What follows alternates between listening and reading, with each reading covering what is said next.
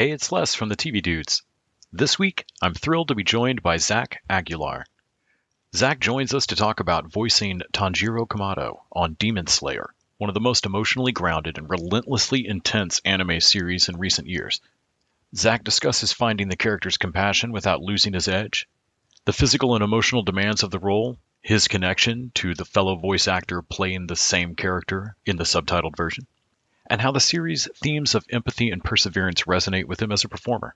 It's a fun, thoughtful, energetic conversation about anime storytelling, voice acting craft, and what it means to be at the heart of a global phenomenon. I had a lot of fun chatting with Zach, and I hope you enjoy.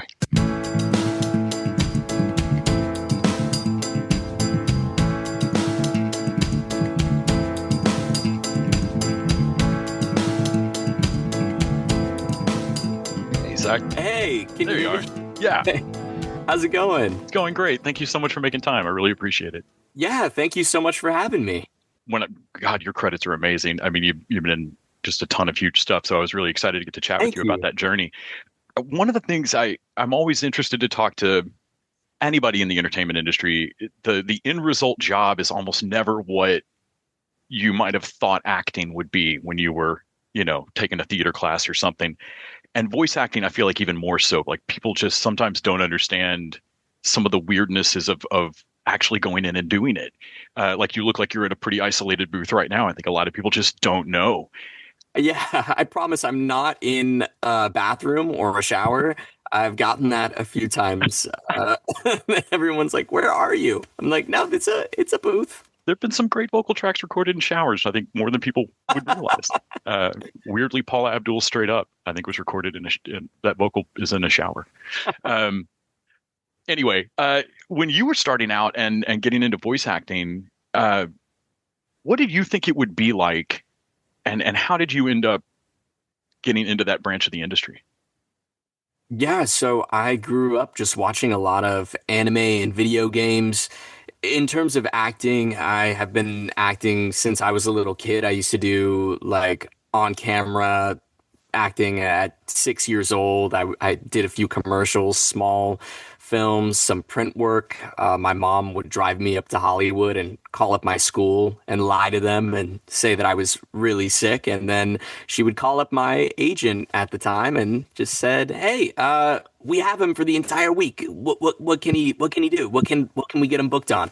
So my mom would just keep driving me up to Hollywood. I'd go in, audition for a table of strangers, and then I would walk out and shrug my shoulders, and my mom would drive me back home. And I was 6, 7 years old at the time. I ended up finding out I really didn't enjoy that process. I didn't really know what I was doing as a kid. You don't fully understand or grasp why you're doing it, or even connecting with things on that level. At least I definitely didn't. And I was one of those kids that my parents had me in a lot of like extracurricular activities. I did martial arts, I swam, I played sports, I acted, and I'm supposed to go to school and have friends. It was just a lot. And for me at that age, acting was the thing I just didn't know I wanted to do yet. So I remember talking to my mom, and she said, "You know what? Yeah, like you should just go to school and spend time with your friends and do what you want." And my mom, she just saw a really outgoing kid, I think, when I was younger. And that's Hmm. what pushed her to, "Hey, maybe my kid should get into this." Yeah. But fast forward to, I think I was around 12 or 13 years old, I got super hooked on anime. And I had been playing video games my entire life. My dad brought home an Xbox one day when I was a little kid, and I played Halo. I was like 8 years old, 9 years old, playing Halo. And I would get on Xbox and talk to all these strangers, and those were the gamer times. Hmm. You had a lot of gamer words, is what we'll call them. Um, but yeah, I discovered anime, and thought it was really interesting that the people who voiced these characters didn't have to fit a certain appearance, Hmm. because that's what I was so used to doing for on camera as a kid. I would always get paired up with a random family that they're supposed to look like me, and they never did. The mom and dad never kind of fit together, and so I would come out of the room sometimes, and I would go tell my mom as a kid, "Hey, I don't think I'm gonna get the part because these people don't look anything like me or you or dad." And Yeah. yeah, so I thought it was really interesting that these voice actors didn't necessarily have to look a certain way to play these roles. And then I kind of just went down this whole rabbit hole. I binged all of Naruto. I watched every single voice actor panel that I could possibly find on the internet. And yeah, the rest is kind of history. I begged my mom, please let me go take this one voice acting class that I found online. Please, let me use your laptop so I can record audio and just start practicing. And I just kind of fell in love with it, watching all these people talk about their careers and how they got into the industry and just how fun it was to work on. It seemed like all of these voice actors are just big nerds that really love what they do, and I wanted to be a part of that. I like my voice, but I think the range of my voice is this and more hick. Like I just sound more and more like my hometown or the diction that I learned in college. But that's the range. But I've heard you in The role for interviews, everyone. right? But I've heard you in interviews just do a surprising, range of voices, especially if you're particularly warmed up. Uh, Oh yeah, like and I think that's an opportunity that you get as a voice actor that there's probably more actors that I've seen that can do wider stuff with their voice, but they don't because it wouldn't look like what Brad Pitt should sound like or something. Uh, what's been the most surprising thing you've ever found that your voice could do where you went, oh my gosh, that came out of me, and somebody went, do that. yeah, that was probably that was just my lower voice that I would put on as a kid, right? Playing Xbox, I would get on the microphone online, and people aren't very kind to little kids on the Xbox. I don't think a lot of little kids are really supposed to even be on that thing, anyways. So I would get on there, hey guys, what's up? My voice hadn't really changed much at all. And then, kind of like going through puberty and getting older, I discovered this deep voice that I could do and hey guys, what's up? Let's move. And I sounded really serious and cool. All of a sudden, everybody respected me online over the microphone, and it was amazing. It was like a newfound superpower that I had, and I slowly developed that, and I have ended up using that for some roles. Nothing massive, but a few games and whatnot that I've worked on. I was in Final Fantasy VII Remake. I got to play Jay, this really buff gym trainer, and I went in, and the director was a little confused. He's like, "Wait, this kid sounds like super young. Why did casting give him Send this him. role?" Yeah. And I said, "All right, let's do this. All right, let's move."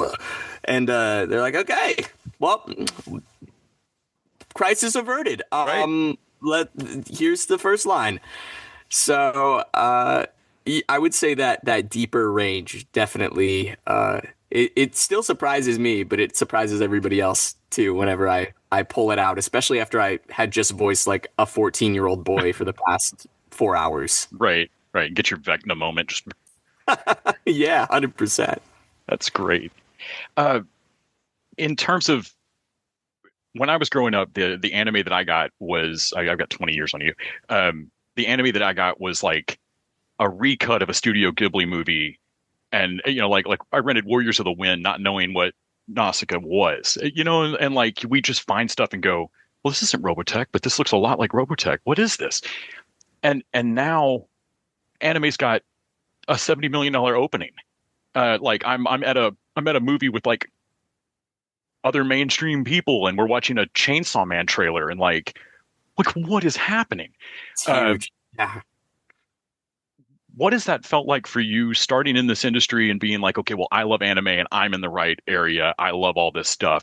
And then watching it kind of mainstream around you. Has that Do you feel like that's changed the animes you're seeing? Do you feel like that cultural I can't tell if I'm getting more used to anime structure or if anime is getting more Western sometimes. Yeah, I think it's been pretty explosive, especially over the past, I would say, 5, 6 years now. Um, I remember getting into anime and voicing just a bunch of different roles. I got super lucky and started. I think I started out with One Punch Man, and I was obsessed with that, with the web comic originally of One Punch Man. And I remember just thinking to myself, "Oh man, I maybe one of the studios I'm connected with, it'll just so happen to be recorded at one of those studios, and so maybe that will mean I'll get the audition." Hmm. Possibly that's all you can ever hope for, is just to get the audition. I don't think I didn't even have an agent at the time of that show, and I just so happened to be connected with the studio because I took a lot of voice acting classes with them.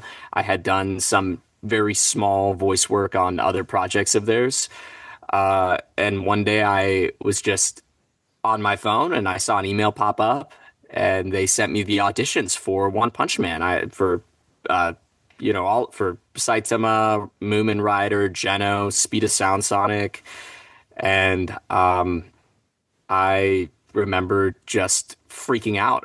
Even getting the audition, I'm like, oh my God, this has to be perfect. I can't even believe I got this audition.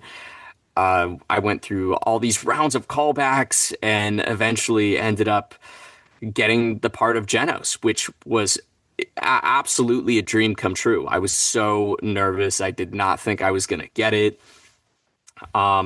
And ever since that moment, I guess I've gotten to sort of first hand watch anime just explode into this massive, massive thing. The company Viz Media, who does One Punch Man, they flew me out to New York Comic Con at the time. This was in 2016, I believe, and we did a whole giant panel there. Like thousands of people were in attendance, and I got to meet Stan Lee too at that convention. Awesome. Chris Alex, who voices Boros in One Punch Man, he had worked on some of the Marvel sets, so he knew Stan and introduced me to him, which was it just absolutely crazy. And I started to realize, wow, there's something really to all of this. And since then, I've just gotten to see anime become more bigger, more mainstream. I think a lot of these themes in anime, in the stories, in the character, a lot of people have decided to give anime a chance. And more people in the West, I think, have realized, hey, this actually is super relatable to me. And maybe they would see anime before, or they would see some weird anime trope and not, they're like, this is kind of weird. But then there's something else that they've seen in anime. They've given it a chance to connect with the character, connect with the film, and yeah, I don't know. It's just been kind of like a rush. The wave started, and you kind of knew it was going to be huge, but Hmm. never to this extent. I never thought it would be getting like you said, $70 million opening, or Academy recognition, or Right. being like a part of Hollywood. I always thought that anime would kind of, I think it would be big, but kind of stay over here, and then all the other stuff is over here. But it is awesome to see it kind of merge together, if you get what I'm saying. So, as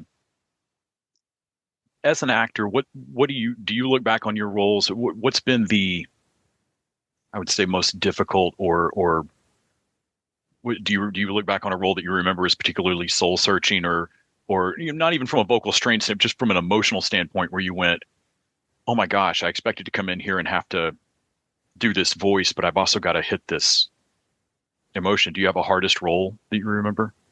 Yeah, 100%. For me, it is Tanjiro, actually. I would say Tanjiro has been the role that has really challenged me as an actor, and from all different perspectives, acting, emotion wise, voice wise to keeping my voice in this sort of higher register and going through these really complex emotions of screaming, crying, dying, the sobbing, the just the intensity of that show and the raw emotion that you have to pour into it.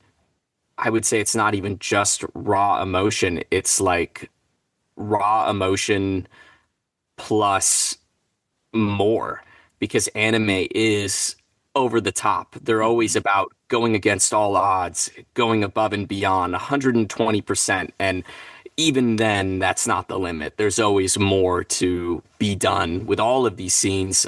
Um, so yeah, I remember starting out with that role, especially in the first season. I definitely struggled with just trying to find how I was going to portray Tanjiro, I guess, emotionally being able to put myself in those shoes and also do the dubbing process, which is super complex.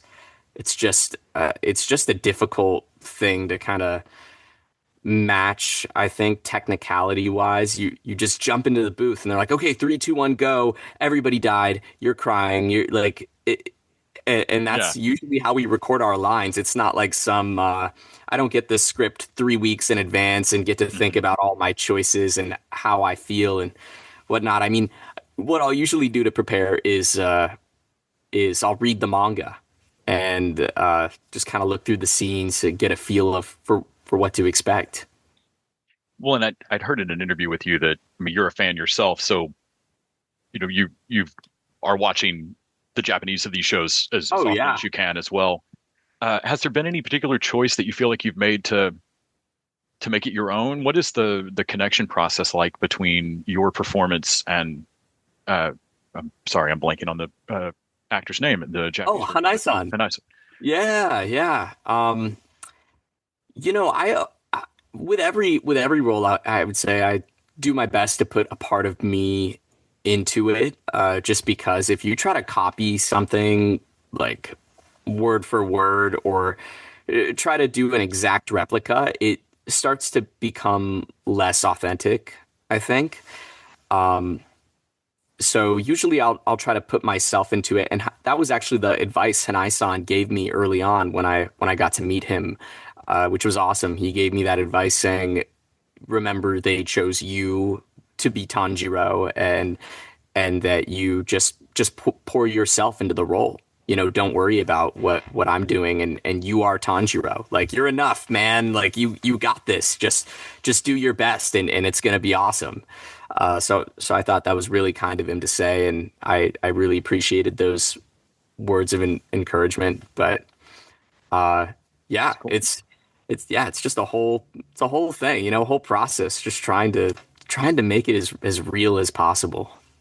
Well, I know on our podcast, we have a lot of anime fans. I had not been an anime fan, and so we had a couple of years there of folks on our Patreon just constantly suggesting, watch this one.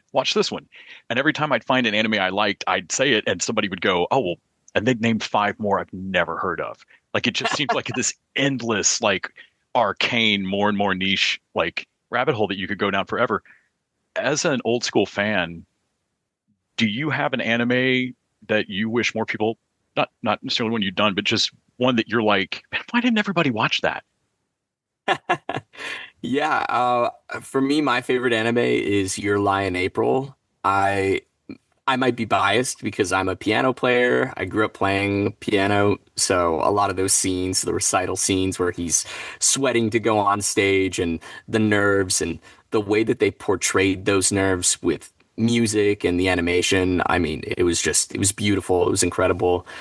So I always try to push people to go watch that show if I can. I say, hey, you want a really awesome anime that's going to keep you on the edge of your seat? And it might not be super action packed, but it'll definitely hit you in the feels. Like each episode will feel 5 minutes long because it's so good. You're Mhm. so just focused on it. I tell them, go watch Your Lie in April if you haven't. You got to go see it. Well, very cool. Well, I'm gonna have to go watch that one now. Thank you so much for talking to me about all this today. Really, really fun getting to chat with you.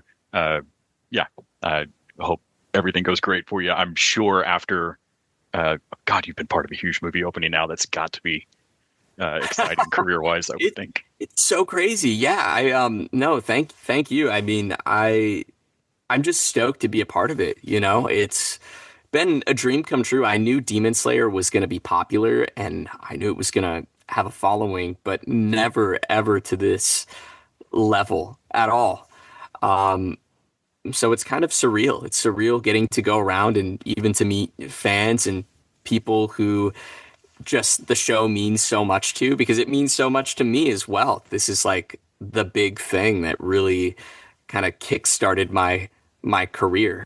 I guess I shouldn't say it didn't just kickstart it. It kind of threw it into hyperspeed, I mean, it's been just mind-boggling to be a part of, and everyone has been so kind and awesome. I've gotten to do so much because of this role. I've gotten to travel the world and just meet all these incredible people and fans, and yeah, it's kind of like my dream come true, to be honest. I always wanted to be a part of an anime like this, like literally lead an anime. Like I grew up watching Naruto, and I mean, yeah, Demon Slayer, not a bad one to be a part of. No, no, not at all. Not at all.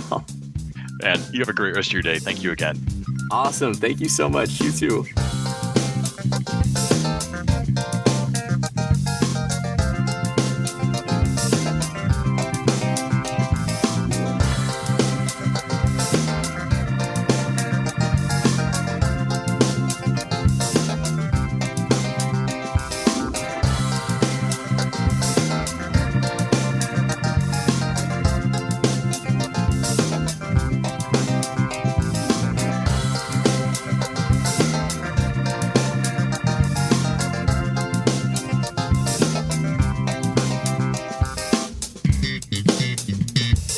TV Dudes is an independently run podcast out of Austin, Texas. We are exclusively listener supported. If you'd like to help us out, go to patreon.com/TVDudes. You can also find us on Facebook, Twitter, and Instagram at TV Dudes. All the music for our show is done by our friend and original TV Dude, Gregory J. Amani Smith. To find out more about us, go to thetvdudes.com. I'm Randy Lander. I'm Les Weiler. And I'm Kyle Scott. Thanks for listening.